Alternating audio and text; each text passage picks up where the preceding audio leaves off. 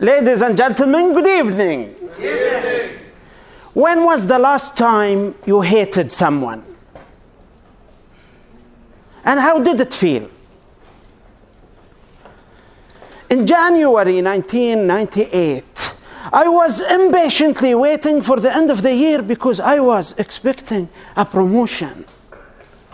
I was so sure I will get it to a point where I started calculating my merit increase and having disagreements with my wife on where to spend the money.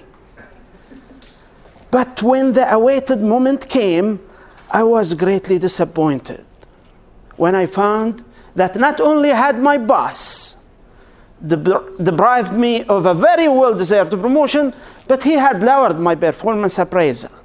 I became sad and mad, and I really, really hated him. But the minute I did that, my whole life turned upside down. I started hating work.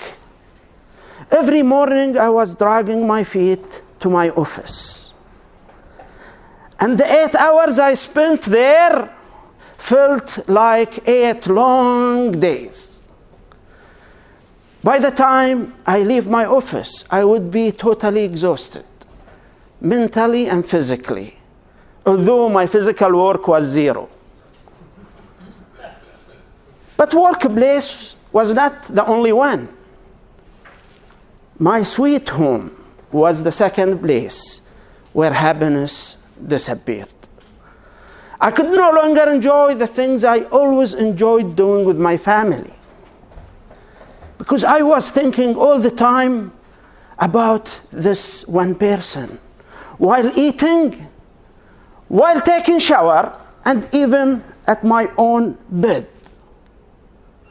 I was spending my most precious times with my enemy, where at my most intimate places, while not having the time to spend with my family and to do the activities that I always enjoyed doing with them, pushing the shopping cart, filling it with goodies to our household, because I was busy collecting grudges in my heart about that person. I lost appetite and I gained weight because food was the only thing I could chew and bite. I suffered, and so did my family. And my wife complained to her father. And the old wise man summoned me for a talk. When I stood before him, he said, "Son, let me ask you this question. If you have a lovely car that you adore, and one person destroyed its side mirror, would you take a sledgehammer and devastate the rest of your car?" I said, "Of course no." He said, "Isn't this exactly what you are doing now? Ruining your whole life because one person has destroyed one part of it." Son, hating is devastating. When someone harms you, before you hate, evaluate. Evaluate their intentions. Maybe they didn't mean to harm you. Evaluate your options.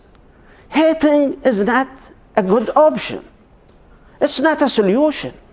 When you hate, you are the one who will be hurt. You have to be emotionally intelligent. Sometimes you can forget and forgive. Sometimes you can just talk to them. And sometimes you can file a complaint against them. But hating is devastating. That little conversation was one of the most wake-up calls in my life. Next morning, I went to my supervisor, and I asked him for an explanation for eliminating my promotion. He stood from his chair and he sat in front of me, and with great empathy he said, Muhammad, I'm very sorry. It broke my heart that I couldn't give you a promotion because I was under tremendous pressure for force ranking. And I promised to make it up for you next year. And next year, I was promoted. Ever since, I decided not allow myself to hate when somebody harms me. And now when I drive my car and another crazy driver drives me nuts, I don't insult him immediately like before. I asked him to pull aside and come out from his car to evaluate. And I always evaluate. If he is this type, I would forgive and forget. But if he is this type, I will give him a motivational speech on how to behave himself with the right body language and vocal variety. Ladies and gentlemen, I have no room in my heart for hatred, nor in my bed for an enemy to sleep in. If you want to live happily, peacefully, and successfully, don't hate. Before you hate, evaluate. Eliminate enemies from your life. Back to you.